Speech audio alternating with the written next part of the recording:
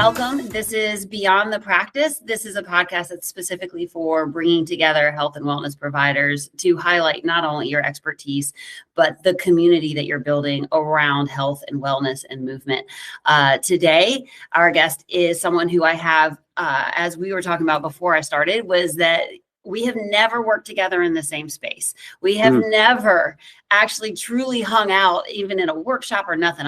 We have overlapped via reputation and via shared clients and shared trainers with a ton of mutual respect. And I think it's because of that, both the passion for really tight technique in movement, really expansive ideas in foundational functional movement and kettlebells and barbells, but also in that there's more to it than like lifting big or getting strong. It is about that, like, how do you live a better life and how do you just enjoy doing it and have fun and embrace the culture.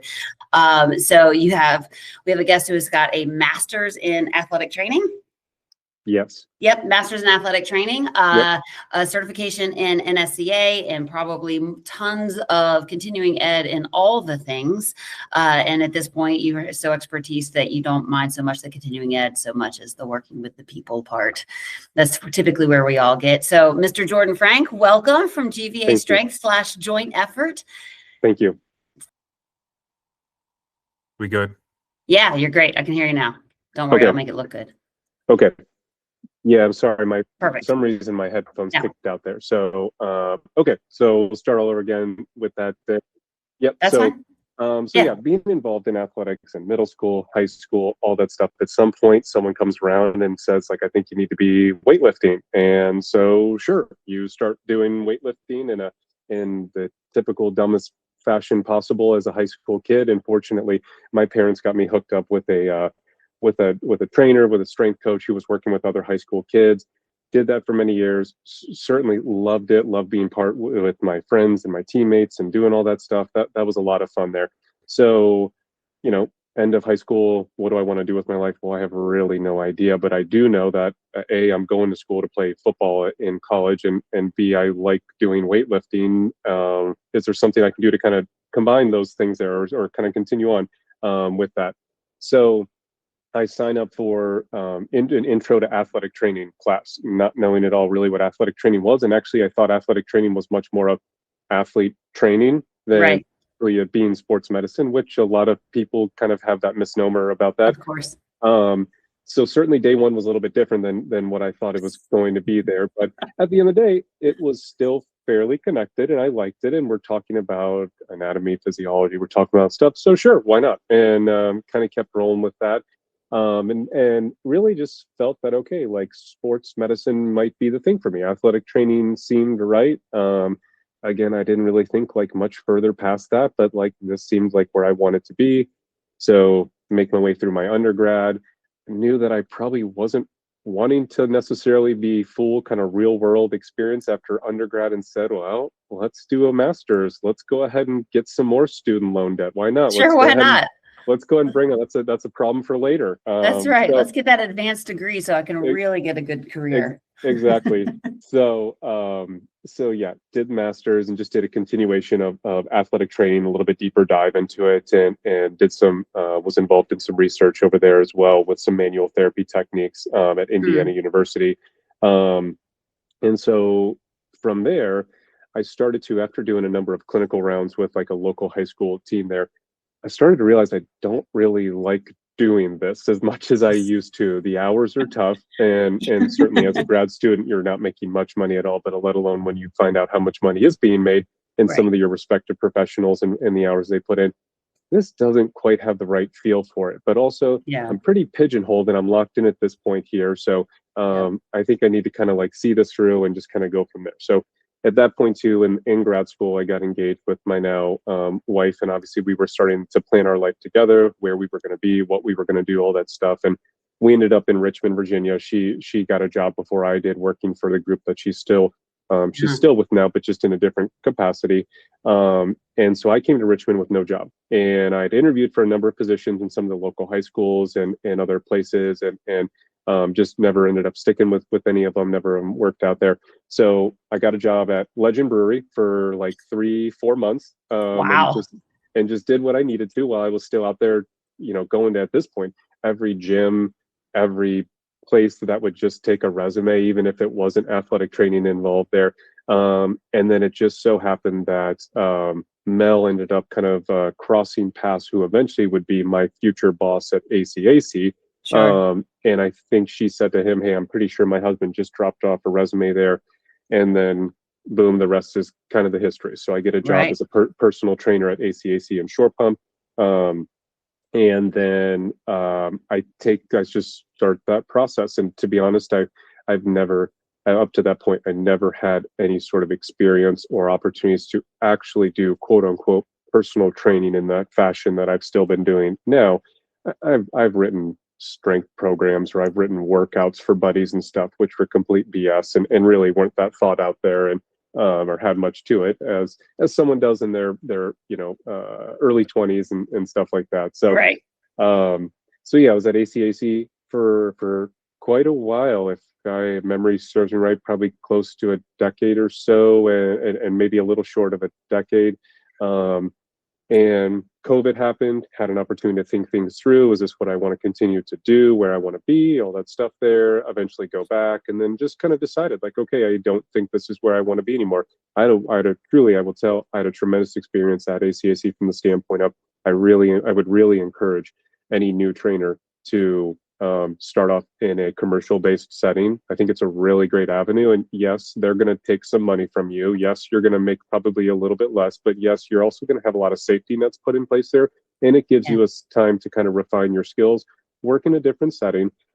I know I didn't have the stones or the knowledge to say, okay, straight out of grad school, you're going to go start doing your own personal training business. I would have failed. Absolutely. I would have failed miserably. I didn't have any mentors. I didn't have any understanding of what it would take from the business side of things, which now is much more where I'm heavily involved with my V businesses. Here is the business side of thing, which I'm sure probably relates to you as well, into Absolutely. running your Yep. business there.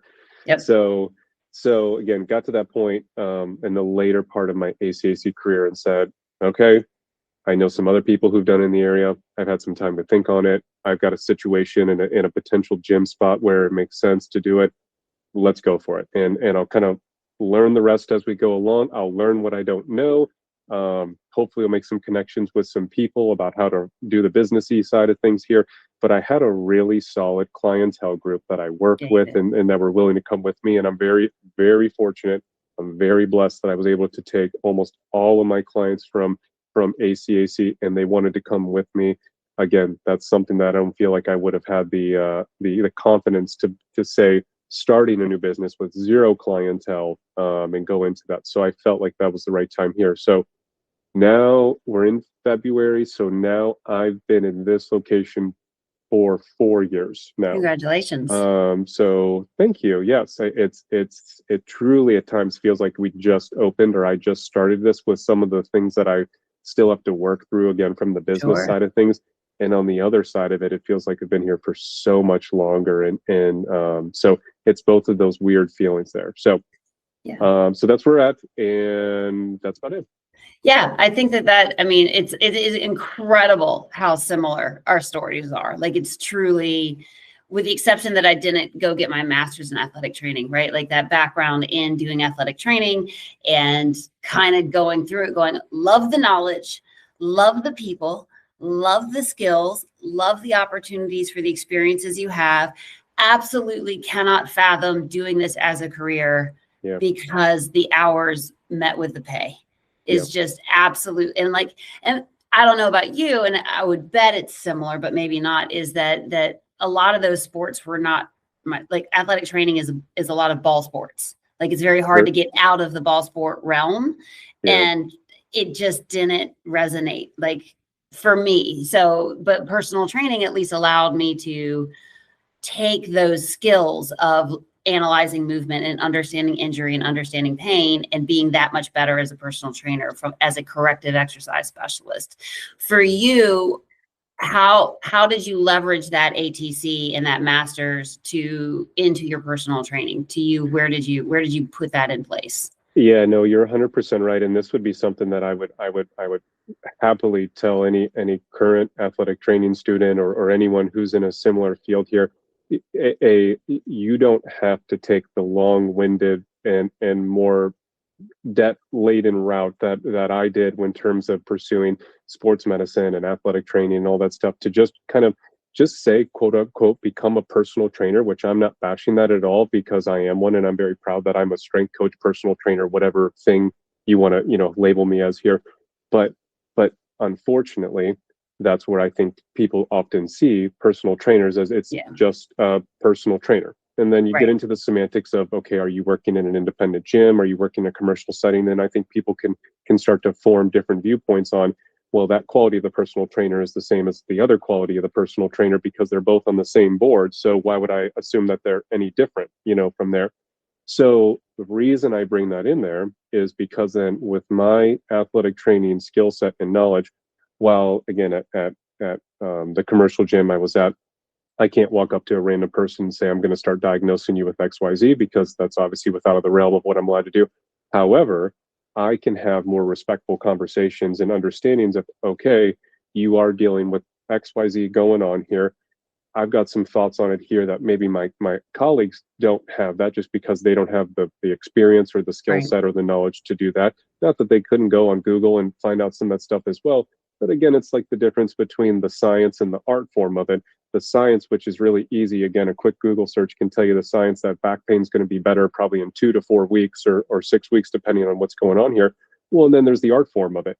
Okay, during that time, how can we kind of work on X, Y, Z? Or what are some other variables that we can look at than strictly just saying, we're going to try to strengthen your low back for 4 straight weeks here.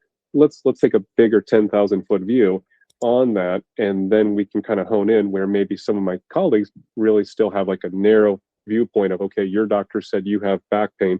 Here's the exact thing we're going to focus on within that, instead of maybe appreciating some of the bigger things there. So I think I was able to leverage that from a rapport standpoint, from a confidence within the client, or in this case, patient client, and help them feel like, okay, this guy, maybe he's making all this crap up here, but he certainly sounds like he knows a few more things than what I've heard from some other people. And then hopefully that person starts to feel better as we start to implement some of these things, or help them understand as, working through the pain side of things. What does pain mean? Do you need to stop exercising? What type of pain are you having it? When are you having it? And just asking some of those more questions to help the person kind of guide their journey of they're dealing with something acute, they're dealing with something chronic, helping them out there. So again, I think from that standpoint, definitely my athletic training, my previous experience of working with people who are in pain in different capacities made me a more valuable and different and brought a different skill set to, in this case, the ACAC with where I was at compared to just some counterparts there. And I was fortunate to be able to open up kind of a quote unquote injury clinic per se at ACAC, and I did treat patients and was able to do that and used manual therapy and Graston as one of the main forms of manual therapy I was doing there. And again, just be able to work with people in a different capacity and explain to them, what does this mean? How does this impact exercise? All that stuff there. So again, you don't have to take the long-winded route that I did there, but it is amazing to see. I know you have cross paths or know about a number of these people that I would refer to who have done the exact same thing now at this point in their career. They either went sports medicine or they went physical therapy and kind of said, this isn't filling my bucket. This isn't quite what I want to do. And I love working with people, but I feel like I'm missing, I could be a better bridge between the rehab and the exercise side of it here, instead of just, I'm going to sit in the same clinic for the next 10 years and see 10 patients every hour with the same group of exercises, which no crapping on that situation, because that is still a very positive situation for a lot of people. But that just didn't feel like that was going to probably fill my bucket or a lot of people's buckets that I know who ended up kind of pursuing a different route with their career. Couldn't agree more. Yeah, it's again similar, right? The how do we bridge this space? And that's exactly, that's how this clinic came to be, is that same path of like, surely we can come together. There's a lot of friction in that space. There's not from the people who believe in it, but from kind of the extreme ends. The leaders that be in the medical world get pretty titchy about personal trainers stepping out of their lane. And then personal trainers get a little bit weird about whether or not you're, like we can handle pain, we can't handle pain. Mm-hmm. And it was always tricky to have that skill set and to be, I mean, you actually were like licensed at some point, you know, you were a licensed athletic trainer. So Mm-hmm. I never went as far as getting licensed. Like I got my certification, I passed everything. And then I was like, well, I'm never going to do this. I'll just hang on to the cert for a few years. Yeah. Yeah. So I never practiced so that kept my hands off of people. Yeah. Right. And then, which is fine. And then at some point it was this just like, I'm bumping up against that wall. Like we're bumping that wall where I know what we can do, but I need more expertise to get there. And just doing strength training wasn't doing it. So you and I are meeting like this. Right. Which is wonderful. And I Right. think you need that. So give us I think one of the big things people do ask is like, is it okay if I work out? Like, when is it okay? So with you being in more on the fitness scope of practice, how do you answer that question? How do you help what to you are some flags where you're like, nope, you got to go? Yeah, absolutely. And so I've been very fortunate to, again, either just find people through own self-studies and through social medias and stuff, other healthcare providers, PT, strength coaches, stuff like that.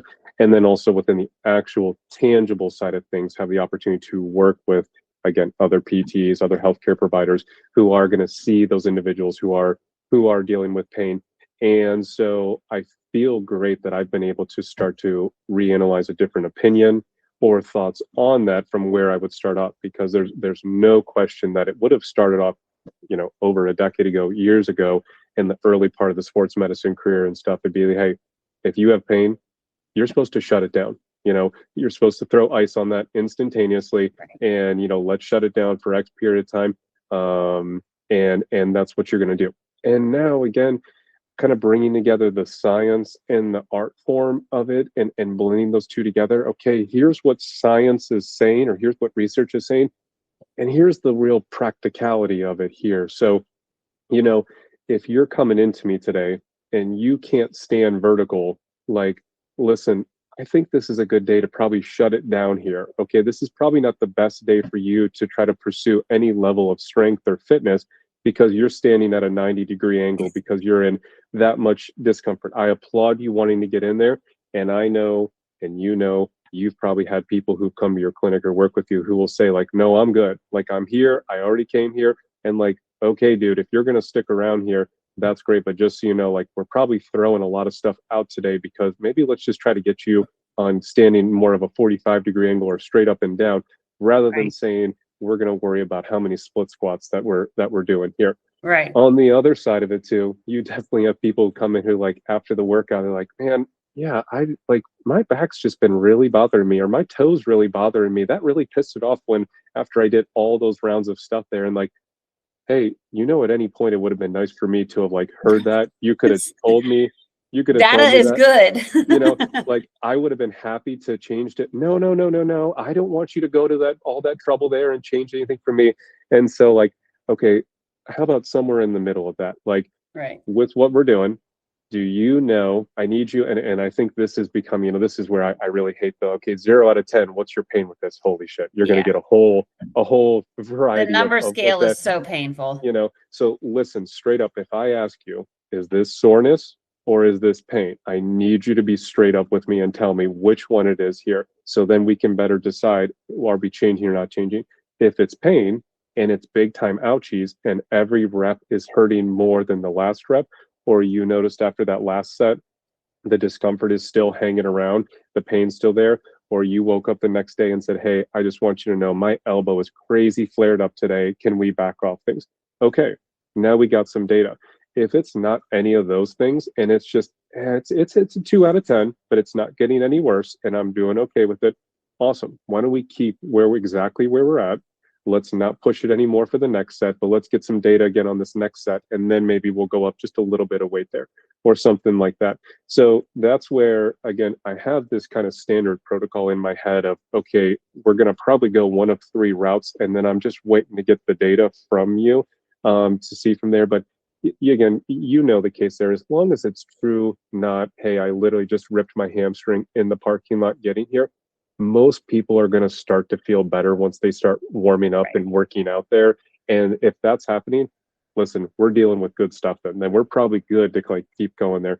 If it's actual ouchy pain, I really did, I really tore my quad there or something, you're going to know about it, and stuff's not going to feel good when we're working out here. So I like to see that sort of light bulb or whatever you'll say there in people's faces, or when they finish the workout and they say like, man, I don't feel any worse where I'm at. I'm maybe not any better, but I'm just happy that like my back didn't bother me as much in that workout. Or, we didn't do deadlifts today because they were just kind of angry at me, but instead we did XYZ. I feel like personally, and again, unless you're the person who can't stand straight up and down, or you're really dealing with some crappy stuff, there's always the level of fitness, and you can always pursue fitness in a workout. And if you're missing one arm, if you've got your arm in a sling here, you've got another arm and two legs that are fair game. And Yeah. and we can challenge the heck out of those. Um, so I want people to feel like they are more resilient than maybe what their body is making them feel like at that moment, because that is the case there. It is resilience. And then obviously all the science and research that supports, if you train one limb versus the other limb, that's still a net positive for the whole entire body, including that non-involved limb there. And again, I think that's really cool, and being able to bring all that science in. And it's stuff that you and I have certainly known for a very long period of time, but for a lot of people, it's the first time they're still hearing this, or they're hearing this, or it's something that they were told many years ago and didn't know if that was still true or not. So I like being able to just bring up this simple information and data, and then people can feel what it feels like once they finish their workout. And I also think too, it really does give a better perspective on people understanding what soreness is and what pain is. You know, Yeah. so better you all can make the right call, because I value my time, you value your time as well there. Again, don't come into the gym if you literally can't put any weight on your foot here, and I'm just finding out about this 2 minutes before the workout. If Right. you could have told me ahead of time of this, then we could have worked something out here. Otherwise, I'm very creative and happy to make some calls on the fly. I know you've had to. I've had to make some Yeah. calls on the fly when something pops up here that we didn't have to expect. um, but yeah, I like to again try to blend the science and the art form and try to bring it all together to try to find a solution in the middle of that, of how people can navigate the pain and working out there. Yeah. Do you feel what ways have, let me ask this in a better way. There's so much drive for evidence-based practice, right? So in the medical world, it's all like evidence-based, evidence-based. What do the random control trials say? What does the research say? What do the case studies say? Like, the tiers of golden evidence and all of that. And I think anyone who's worked in any movement profession, and certainly if you started in the fitness field, which is much more nitty-gritty, you you learn a lot of the art of like how Yeah, you start to recognize bodies as these organic things that move and adapt and change, and not as these machines where input equals output. yeah, So with that, like as anecdotal experience, and as your eye gets trained, you start to reflect on decisions you made 10 years ago, 15 years ago, and go, like maybe I could have seen that differently. So I'm curious, with your huge, vast amount of experience, like what are some things that you really look at differently now than you did maybe when you first started out there in the world?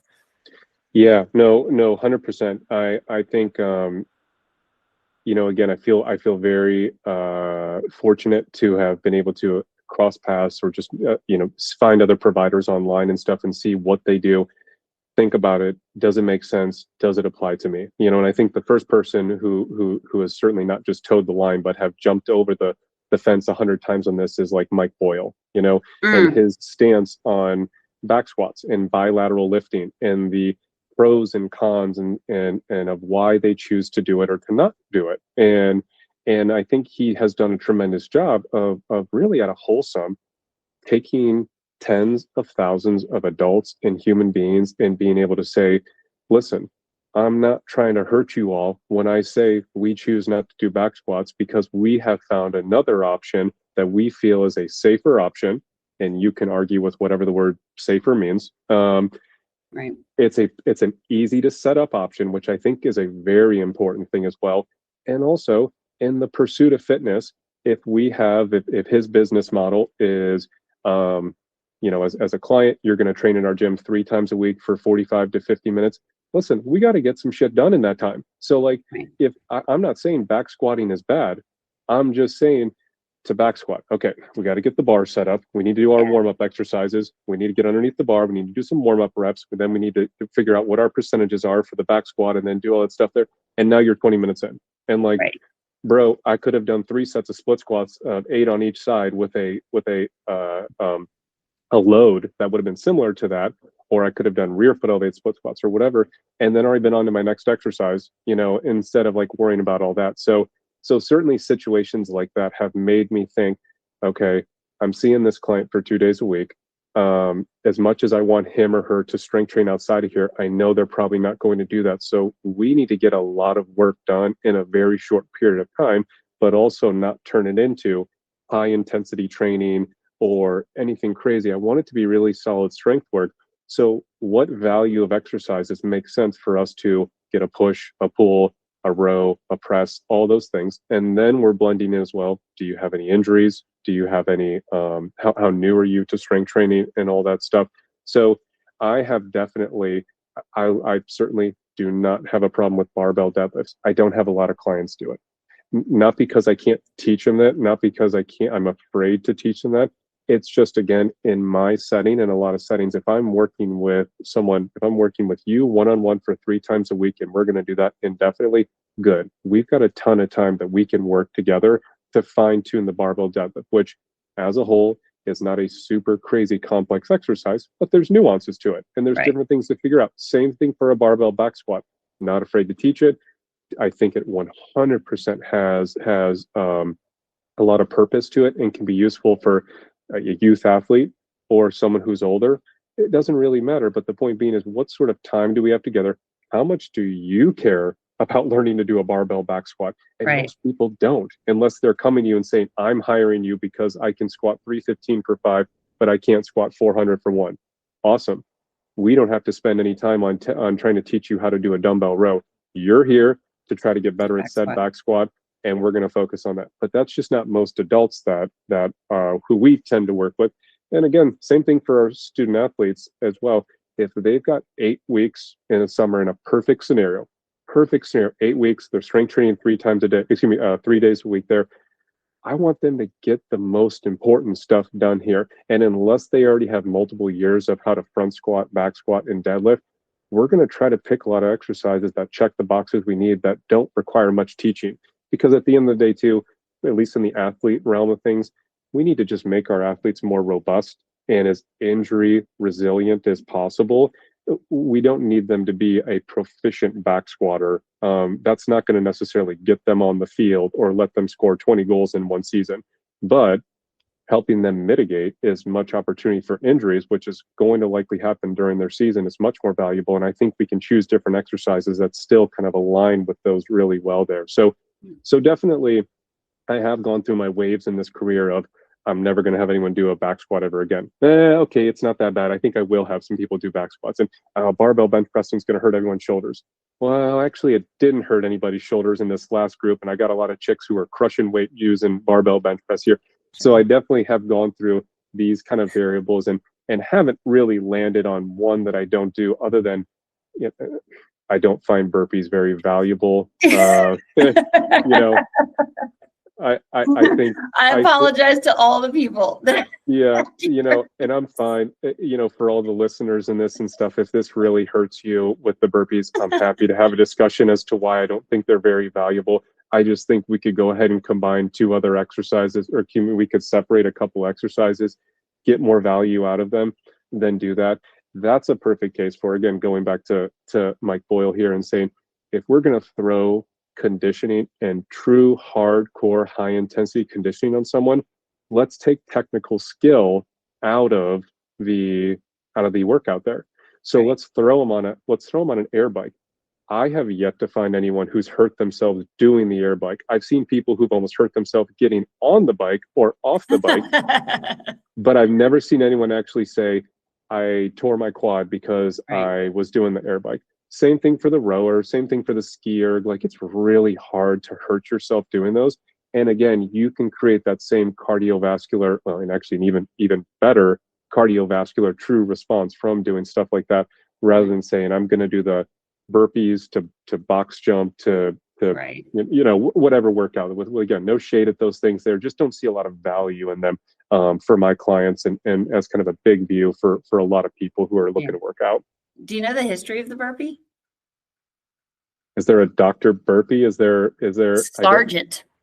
Oh, It was in okay. the early 1900s, and they needed a fitness evaluation that was appropriate for the military, in which they have to very quickly get down on the ground and very quickly get up off the ground. Yeah. So it was a fitness evaluation created by this guy, Sergeant Burpee. And that's what it was. It was a fitness assessment for the military. Yeah. Which Okay. it makes sense, right? Like, it also is like, it's a Yeah. push up, it's a get down, it's a get up, like, it's fast. And, for when you teach, I don't come after the burpee super hard, because it does satisfy one niche for me, which is I expect everyone to get on the floor, and I Sure. expect everyone to get up off the floor. I have worked with 90-year-olds, I have worked with 10-year-olds, and there are very few elevated surfaces in any of, like, for the last 20 years, there's very few places where I'm like, let's use a table, let's use a bench. I mean, bench, sure, but like, I'm like, there's the floor, get on it, get Yeah. back up. So the burpee Sure. does satisfy that niche. However, the only place I find it intensely useful at all is if you are teaching a massive group program, and you just need a station where people get their heart rate up, and you want them to suffer a little bit. Like, that is Sure. like for a personal trainer, it was just the, like, let me here you go, burpees. Like, everybody feels Sure. like they got a hard workout, and the mobility. That said, the physical demands of that are so huge. The range of motion, right, and getting people to swallow their pride and do the modification where they actually get to work on the range of motion was always hard. So I'm with you, where it's like, could I go the rest of my life without ever doing a burpee? Absolutely. Could I understand if I go to, like, sometimes I go to burn boot camp and they use burpees. And I don't mind, because I understand what they're doing. I just am going to modify it, because I'm not going to do the whole thing. Yeah. And I don't need it. Yeah. And I'm sure, you I know you certainly love probably Turkish get-ups as well, and stuff like that. Like, I have gone back and forth on how valuable or where I want them to fit into a client's program. Again, from the standpoint of, I can teach someone to get up and off the floor there. Is it going to pass the strong first Turkish get up protocol, everything? It's probably not necessarily, but you know what? My clients don't care about being strong first certified there. Yeah. But again, very, very applicable. If I'm working with, a 70-year-old, 80-year-old, 9-year-old, whatever, or even really doesn't matter. They don't have to be that, but as people continue to age, just watching you, how hard or easy is it for you to get up off the floor at this point in your life? Okay, let's start there. And essentially, that's like what a Turkish get up is, with a little bit, potentially a little extra weight thrown in there as well. Yeah. At the end of the day, again, unless you're training for one of the specific kettlebell certifications there and need to have flawless technique to get all gold stars across the board here, I don't really care. I do find value in components of the Turkish get up. I personally don't really teach all of it together anymore, because again, it's hard in a group setting. If I take my eyes off you, you could have done something wild that was wrong for the last 6 reps there. However, I love half kneeling windmills. Absolutely. I love even just the first couple steps of the get up. I love rolling. I love coming to the forearm. That stuff's really easy, and it's super easy to load, and it's so self-teaching as well. Like, holy crap, what am I doing wrong here, Jordan? I'm having to really crunch onto that. Awesome. If you're crunching, that means either A, we need to adjust the weight, or you're not driving enough through that one foot there. Let me see that again. Let me give you a cue. Great. I think that has such validity. And then again, here come the science trolls in here and say Turkish get-ups are stupid. They don't really do anything. They're not going to give you 6-pack abs. They're not going to do this. You should just do this instead here. And honestly, you're not wrong, guys. Like, you are correct. If you wanted better 6-pack abs, it's probably better to do X, Y, Z, or it's probably better to do this. But I do think at different contexts and different points, the get up, as well as, hey, do you see those 2 heavy ass kettlebells over there? Pick them up and go walk over there, and then come back with them. I don't disagree, guys. Farmers carries don't really put on a boatload of copious amounts of muscle on someone's frame, which I actually would kind of argue with, because there's plenty of strong men and women, and I mean that in a literal sense there, that have lots of muscle and from Right. carrying heavy shit there. Yeah. But that's just a great skill, because again, hopefully in theory, we're going to keep doing that as we get older. I have no problem with machines. We don't have a whole lot of machines here. If we had the room and space for it, I would absolutely get some version of machines. It's not to say that a machine-based workout program won't improve your health and your fitness as you continue to age here. However, I do think still being able to fold forward, pick up two heavy objects, not have your spine say, I really hated that, and get really nasty, and then stand back up with it. Same thing if you're picking up an awkward object off the ground. I still think there's validity to that for the person as they continue to age, pursue their strength journey, and so I think those exercises that maybe get torn apart by the science trolls, again, are some people's opinions and thoughts, and I get it, and it's fine. It's fine. Well, yeah, like the science trolling is always, I always really take issue with it, because I've gotten ripped apart by people like, well, the science says that it doesn't impact you at all. I'm like, great. Like the random control trial says that doing leg presses doesn't make you faster on the bike. Great, cool. But this person is a human being and they do not have good leg strength. And Right. they can get on a bike and they can ride forever, but they don't have good leg strength and their tendons are not going to accept this load for much longer. So let's get them stronger. Like, why do we have a problem with this? Why does it matter? Like at the end of unless they are like, I want this one very fine-tuned, highlighted, super strength skill, they're like, okay, well then train that. Laws of specificity, like Right. train that skill. Like, yeah, I want that muscle to be bigger. Cool. Train that muscle. Great. Yep. But most people are not trying to be on the podium or on No. or on the cover of the magazine. Most people just want to feel better. They just want to look better. Quite frankly, we owe it to them to teach them that that's a value. Like if they come in without that value, it's like, well, let's make that a value system, because getting that podium, getting that muscle bigger, getting that whatever prize is very, very minute in the scale of things. Yeah. And for the as to the Turkish get up, I agree. Like, I think there's, I learned it from Gray Cook, like literally in the workshop. Like we did the workshop and it was Brett Jones and Gray Cook. So it was like, we're talking like pretty legit lesson learned. And I really think the breakout drills are more helpful than the actual thing. And honestly, the half get up is way better than the full. Like the full is nice and I'll teach it to people, but the half is where it's at. Like the half does 90% of what I want them to do, and maybe going to half kneeling because there's that transition move, which is beautiful. I rarely worry about the full. And I think my decision-making of giving someone the full is what I'm like, I just think they're going to have fun doing it. They're more likely to do it. Like I'm like, you're going to like this. Like you're not going to do yoga. You're not going to do these stretching exercises or mobility drills I gave you. But if I give you this and say, do it for 5 minutes, you'll do that. And they like it. And if they like it, then we win, like not because they like it and they like me, but because they'll do it. Yeah, exactly. And that's a case too, where I feel like something like the Turkish get up can be a great way. I know, certainly like Brett will, showcase this as well in terms of like some of his training that he does there too. Like when they do their cardio, you don't usually see them again on a air bike necessarily, or running 4 miles outside, which maybe they do, but it's not always there. But if you do a Turkish get up and down, or I guess it'd be up and down, and then you get up, you do 5 swings, and then you do a get up on the other side, and then you do 5 swings, and you just do that for 15 to 20 minutes, like, okay, your heart rate monitor is going to tell you were hanging up in 160, 170, 180, like you were in all the zones that you were looking for there.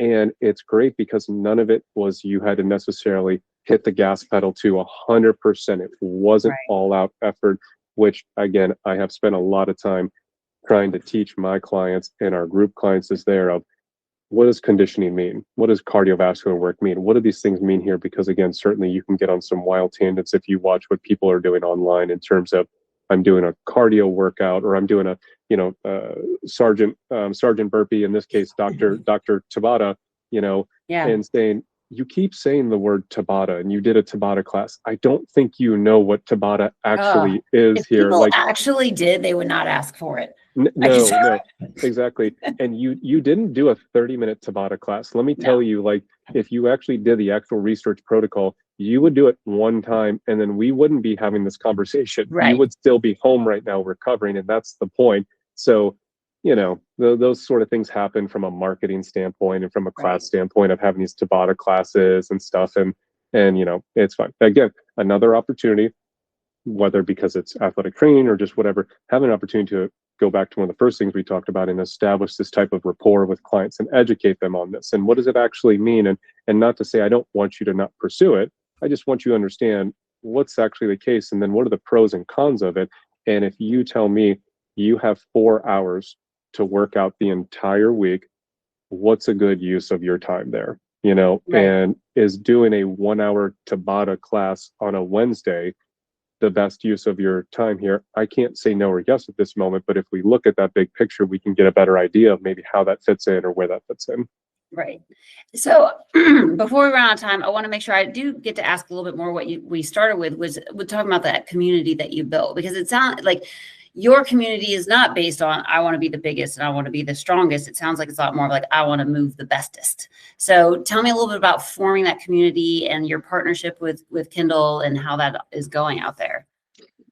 Yeah, so we do have a major emphasis on probably our biggest emphasis on what we don't want to be more than what we do want to be. And while those are both really important, one of our big things is, we most of our members know this, and I'll tell this to anyone here who are interested in our gym.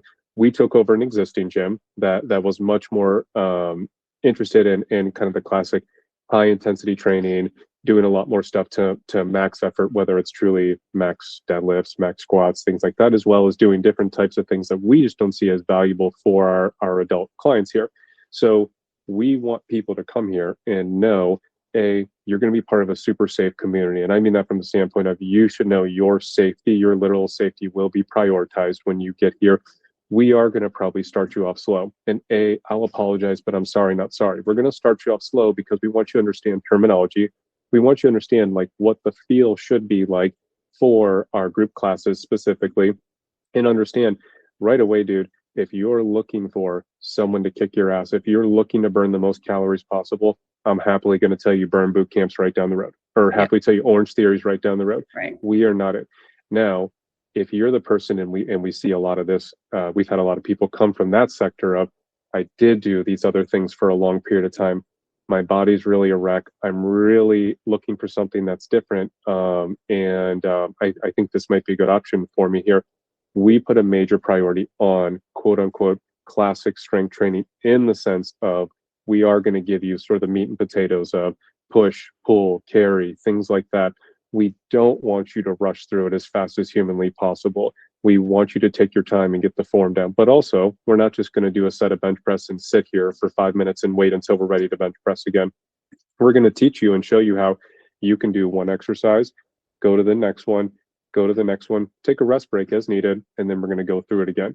And then in the end, we're going to throw in some conditioning. We're going to throw in some variables. So if you do have that appetite for wanting to get your butt kicked a little bit there, happily can do that for you. We'll get you set up on one of the pieces of cardio equipment, give you somewhere between 4 to 6 minutes of a conditioning protocol that you can run. Nothing that's going to destroy you, but enough that's going to make you feel like you did some work there. And so we know what we don't want to do. We don't care about setting 1 rep PRs in anything, at least intentionally. We're not saying in 12 weeks your goal is to hit a 400-pound bench press, and last week it was 350. We're not concerned with that. We are concerned with how often are you showing up. We are concerned with what are the smaller things that you've been able to move here. You were using 25-pound dumbbells last week. You're using 27 and a half, this week. We're concerned about small little things like that, and we want you to see the value in that as well there. We're really prioritized on, we're open to all demographics, all people and stuff. We do have a heavy lean of more women, and especially a lot of women who are in the point in their life who are probably on some version of the menopause scale. And are here either because they had another friend who's also going through menopause say, I like this place and it's been good for me and stuff, which is a great referral. But that's been really cool, is to help women, and certainly love the dudes as well, but we don't have as many issues in that Right. standpoint compared to our counterparts here. But love being able to work with women and helping this be one piece of the pie of when it comes to whether it's menopause, whether it's whether in their life that's this version of strength training is productive and helpful for them as they're kind of going through that. So again, we're open to everyone and anyone. We would really be probably the wrong spot if we had a 90-year-old individual who had a number of challenges and comorbidities. Right. Okay, probably our group classes are going to be a little too much for you. But we really love adults. We love adults who, if this is new to them, they haven't strength trained before, or they do have a history of strength training, but maybe they did it a way that now that their body isn't really agreeing with them when they did it the old way there, and they're looking for something that's a little bit different, that they can still kind of get the meat and potatoes of everything they're looking for when it comes to checking that box. Sure. Sure. Well, that's amazing to know. It's great. It's always, yeah, it's everybody's got to find the place that they're most likely to continue to go to. Like at the end of the day, that's what any one of us cares about. It's like, you like that and you're safe and you're getting what you need out of it and you're going to keep doing it, then that's the right fit for you. And it's not always going to be this one place. There will always be good places. And I think those like bridging those spaces with other providers, so you know who to send them to, is really nice. So that gives us a really good snapshot of who you are, Jordan, and who GVA Strength is. I'm looking forward to hopefully getting to come out and visit you guys. It's really good that I feel like I have like a little black book of individuals and say that, okay, I'm looking for a physical therapist for my client. Well, I live in Midlothian, I live in Chesterfield, I live in whatever. So it's great to be able to have a collection of names of people because it's just not going to always work location wise there. So I'm very fortunate that I know you and your geographical area. So perfect. If it makes sense for someone to be in that area, they can come to you. That's exactly what I'm looking for. Yeah.